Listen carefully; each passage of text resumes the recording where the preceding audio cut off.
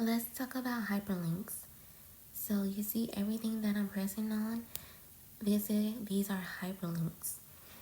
When I tap it, it goes to a specific place in the planner.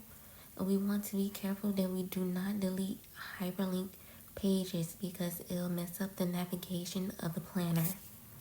Let's say, for example, you mistakenly deleted this weekly page. You moved it to trash.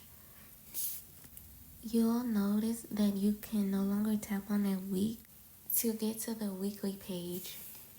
So what you have to do is tap on this home icon, tap on the tools icon, scroll down to the trash,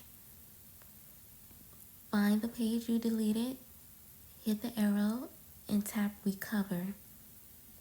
Tap done, and now when you go back into the planner, the week hyperlink should be working.